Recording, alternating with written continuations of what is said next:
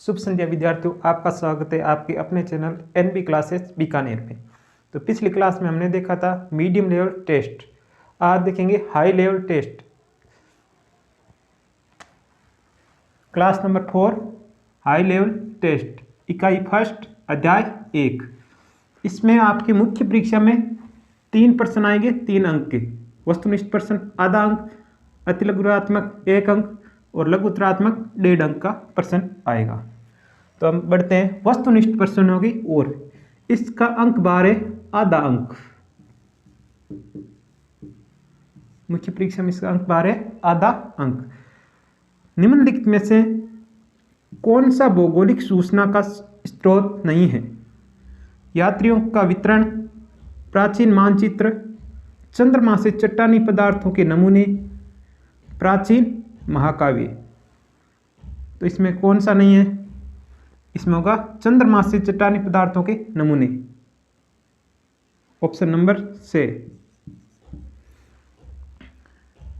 निम्न में से कौन सा आर्थिक भूगोल का उपक्षेत्र नहीं है? निम्न में से कौन सा आर्थिक भूगोल का उपक्षेत्र नहीं है? नहीं पे ध्यान रखना, है या नहीं है दोनों पूछ रहे हैं। आपने इतना ही पढ़ा, निम्न में से कौन सा आर्थिक भूगोल का उपक्षेत्र। हाँ, ठोको टिप्पा 1 नंबर पे संसाधन भूगोल। हाँ है, बिल्कुल है। ठीक है, आर्थिक मतलब रुपये संबंधित। आपको ट्रैक्टर या बाइक खरीदनी है तो क्या आर्थिक लाभ चुकाना पड़ेगा। ठीक है, संसाधन भूगोल है। कृषि भूगोल, आप कृषि करते हो तो आपको अर्थ की यानी रुपयों की आवश्यकता होती है। पर्यटन भूगोल, कहीं आप घूमने जाते हो तो आपको पैसों की आवश्यकता होती है। सैन्य भूगोल ये नहीं है, ये किसका है आप कमेंट करके बताओ। सैन्य भूगोल। मानव भूगोल के जनक या पिता या बापूजी, इन्हें आप बापूजी भी कह सका। ठीक है, मानव भूगोल के जनक या पिता कौन है? ब्लास, रेडजेल, एनएलसी सैंपल, ग्रिफिथ टेलर। मानव भूगोल के जनक कौन है? ये हैं आपके रेडजेल।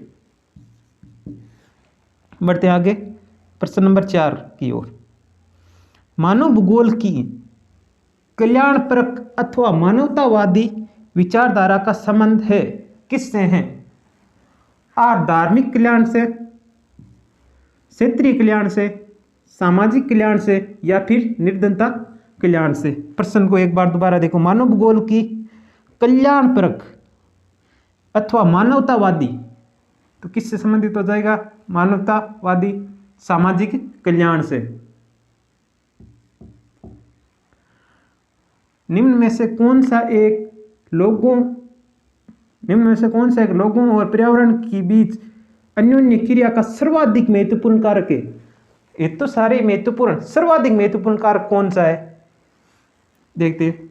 मानवीय भाईचारा, हाँ है।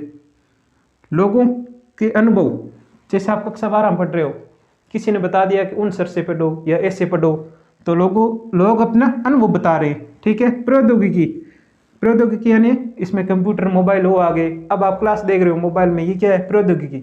मानव बुद्धिमत्ता, आप अपने बुद्धि के प्रयोग से ही आप ये देख सकते हो कि ये प्रश्न आ सकता है, मैं इसको पढ़ लूँ। तो इसमें कौन सा हो जाएगा? मानव बुद्धिमत्ता, ऑप्शन ए। निम्न में से कौन सा मानव भूगोल का उपागम नहीं है? निम्न में से कौन सा मानव भूगोल का उपागम नहीं है? है या नहीं है? प्रश्न को ध्यान से पढ़ना, ठीक है ना। क्षेत्रीय विभिन्नता, मात्रात्मक क्रांति, स्थानिक संगठन, अन्वेषण और वर्णन। इसमें कौन सा नहीं है? क्षेत्रीय विभिन्नता है, स्थानिक संगठन है, अन्वेषण और वर्णन है। कौन सा नहीं है? ये नहीं है, मात्रात्मक क्रांति। अब बढ़ते हैं आगे 7वें प्रश्न की ओर। मानव भूगोल में किसके अध्ययन पर बल दिया गया है? मानव भूगोल में किसके अध्ययन पर बल दिया गया है? प्रकृति और मानव, इनमें से कोई नहीं। तो प्रकृति और मानव, इसका सही उत्तर हो जाएगा ये, क्योंकि इसमें प्रकृति का मानवीकरण और मानव का प्रकृतिकरण दोनों ही होता है। पृथ्वी के किस भाग का वर्णन किया गया है? पृथ्वी के किस भाग का वर्णन किया गया है? आंख, मुख, ग्रीवा या फिर रूप? आप कमेंट करके बताओ। आंख तो किसका हो जाएगा? आंख तो हो जाएगा तूफान का। तूफान आता है तो क्या आंखें बंद हो जाती है? मुख हो जाएगा नदी का। नदी का पानी हम मुख से पीते हैं, ऐसे याद रखना। गिरवा हो जाएगा जल डमरू मध्य। ये क्या है? हमारी गिरवा गर्दन है ना, तो हम पानी किससे पीते हैं? मुंह से पीते हैं, तो ये क्या है? अपना डमरू हो गया, जल डमरू मध्य। ठीक है। रूप हो जाएगा पृथ्वी का। इसका सही उत्तर हो जाएगा दे। तो आप इसका स्क्रीनशॉट लीजिए, तब तक हम बढ़ते हैं आगे। तो विद्यार्थियों बढ़ते हैं आगे। वस्तुनिष्ठ प्रश्न चल रहे थे अपने आधे अंक वाले। ठीक है। ऐतिहासिक भूगोल किस मानव भूगोल का उपक्षेत्र है? ऐतिहासिक भूगोल किस मानव भूगोल का उपक्षेत्र है? रासायनिक भूगोल, सामाजिक भूगोल, जनसंख्या भूगोल या फिर आर्थिक भूगोल? तो देखो, इतिहास किसका होता है? मानव का होता है। तो मानव से संबंधित कौन सा भूगोल हो गया? सामाजिक। मानव कहाँ रहता है? समाज में रहता है। समाज से सामाजिक भूगोल। क्लास नंबर 2 उठा के देख लेना, इसमें मैंने ये समझाया। ठीक है। 1970 के दशक में किस विचारधारा का उदय नहीं हुआ? 1970 के दशक में किस विचारधारा का उदय नहीं हुआ? मानवतावादी, आमूलवादी या रेडिकल, आधुनिकवाद या व्यवहारवाद? किसका उदय नहीं हुआ? मानवतावादी का हुआ है, आमूलवादी का हुआ है और व्यवहारवादी का हुआ है, लेकिन आधुनिकवाद का नहीं हुआ। इसका उत्तर हो जाएगा से।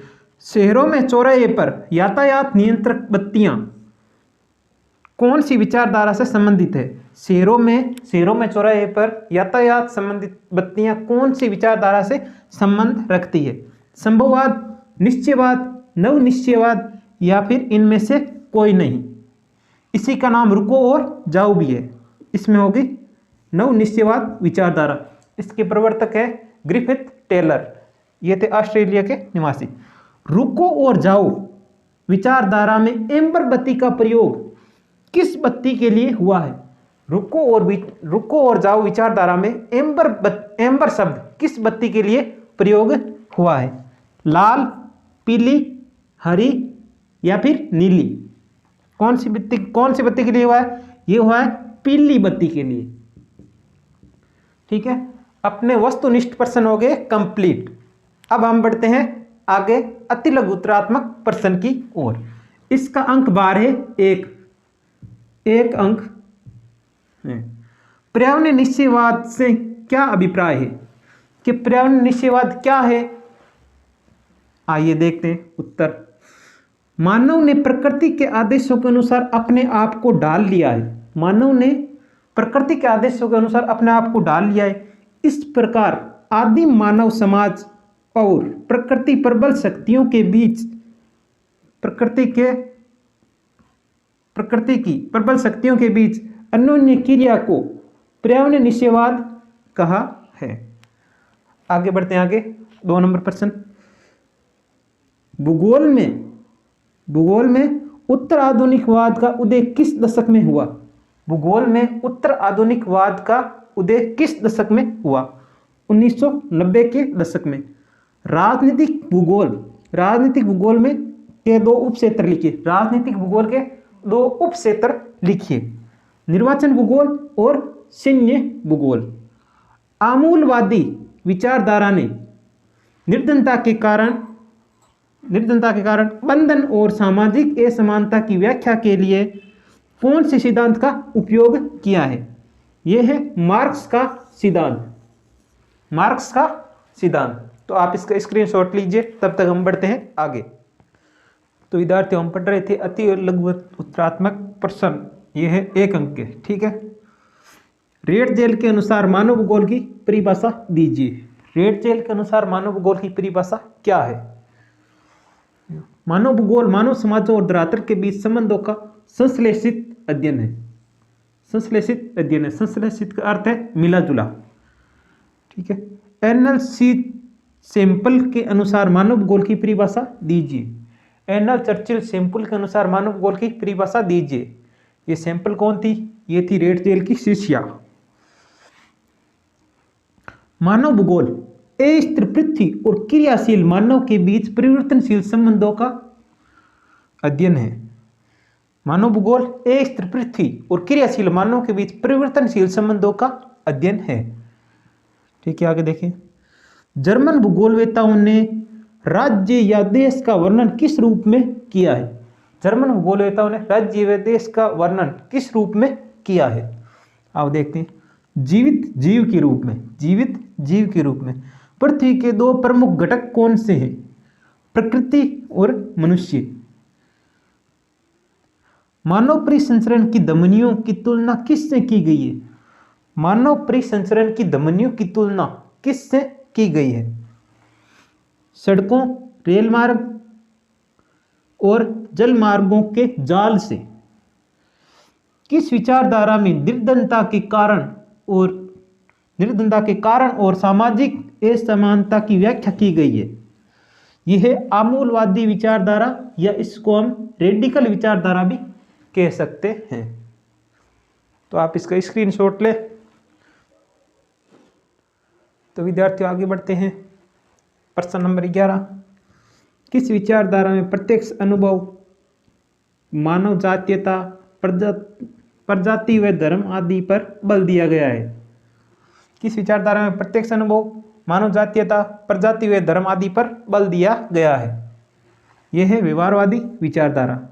आगे देखते हैं प्रश्न नंबर 12। मानव का प्राकृतिकरण किस विचारधारा से संबंधित है? मानव का प्राकृतिकरण किस विचारधारा से संबंधित है? यह है पर्यावरणीय निश्चयवाद। प्रकृति का मानवीकरण किस विचारधारा से संबंधित है? प्रकृति का मानवीकरण, यह है संभववाद। पॉल विडाल डी ला ब्लास के अनुसार मानव भूगोल की परिभाषा क्या है? ब्लास के अनुसार मानव भूगोल की परिभाषा।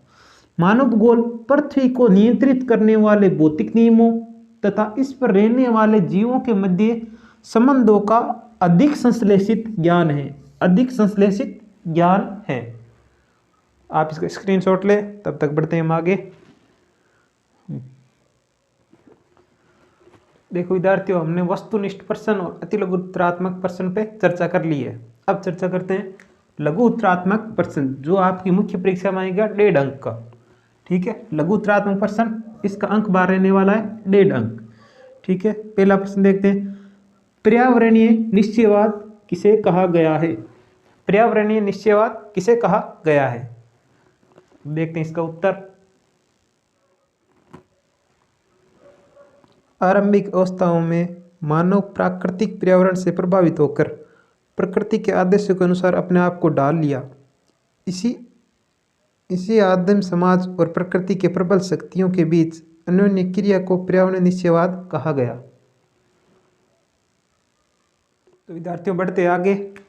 लघु उत्तरात्मक का दूसरा प्रश्न है, संभववाद क्या है, इसके जनक कौन है? संभववाद क्या है और इसके जनक कौन है? तो देखते हैं इसका उत्तर। मानव सामाजिक और सांस्कृतिक विकास के साथ अधिक सक्षम प्रौद्योगिकी का विकास करते हैं।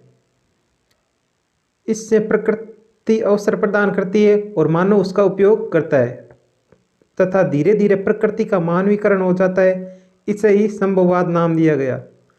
संभववाद के जनक पॉल विडाल डी ला ब्लास है। विद्यार्थियों बढ़ते हैं आगे तीसरे प्रश्न की ओर। नव निश्चयवाद क्या है, ये संकल्पना किसने प्रस्तुत की? कि नव निश्चयवाद या रुको और जाओ विचारधारा का क्या है और ये किसने प्रस्तुत की? आओ देखते हैं। इसके अनुसार ने पर्यावरणीय निश्चयवाद की दशा है, ने ही संभववाद की दशा है। इसका अर्थ है प्राकृतिक नियमों का पालन करके हम प्रकृति पर विजय प्राप्त कर सकते हैं। यह संकल्पना ग्रिफिथ टेलर ने दी थी। तो विद्यार्थियों आगे बढ़ते हैं। लघु उत्तरात्मक प्रश्न चल रहे थे अपने। प्रश्न नंबर 4। सामाजिक भूगोल के 3 उपक्षेत्रों के नाम बताइए। सामाजिक भूगोल के 3 उपक्षेत्रों के नाम बताइए। आप कोई से भी 3 सामाजिक भूगोल के उपक्षेत्र बता सकते हो। व्यवहारवादी भूगोल, सामाजिक कल्याण का भूगोल, सांस्कृतिक भूगोल। अब देखते हैं आगे, आर्थिक भूगोल के 3 उपक्षेत्रों के नाम बताइए। आर्थिक भूगोल के 3 उपक्षेत्रों के नाम बताइए। संसाधन भूगोल, कृषि भूगोल, पर्यटन भूगोल। ये जरूरी नहीं कि आप यही 3 बताओ, और भी जो आर्थिक भूगोल क्षेत्र है वो भी बता सकते हो 3। अब आज बढ़ते हैं अंतिम प्रश्न की ओर। निम्नलिखित को सुमेलित कीजिए। निम्नलिखित को सुमेलित कीजिए। एक साइड दे रखा है भाग और एक साइड दे रखा है वर्णन। तो भूगोल वेता किस भाग का वर्णन करते हैं? पृथ्वी का किस भाग का वर्णन करते हैं? पृथ्वी का करते हैं रूप का। तूफान का, देखो पृथ्वी का रूप कितना सुंदर है, पृथ्वी रूप हो गया। तूफान आता है तो क्या हो जाती है? आंखें बंद हो जाती है। तूफान आते ही आंखें बंद हो जाती है, ठीक है, तूफान आंख।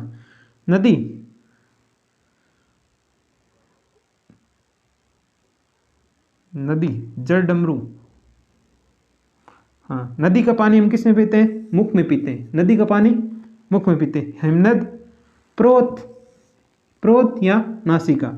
जल डमरू मध्य गिरवा। जल डमरू मध्य गिरवा। और मृदा परिच्छेदिका। आप इसका स्क्रीनशॉट लीजिए। आगे बढ़ते हैं हम। तो विद्यार्थियों, आज हमने देखा हाई लेवल टेस्ट, ठीक है। वस्तुनिष्ठ प्रश्न 12 थे, 6 अंक के। अति लघुत्तरात्मक प्रश्न थे 14 अंक के। और लघुत्तरात्मक प्रश्न थे 9 अंक के। कुल प्रश्न तो हो गए 32 और अंक हो गए 29। आपका क्या स्कोर बैठ रहा है इस टेस्ट में? कमेंट करके जरूर बताएं।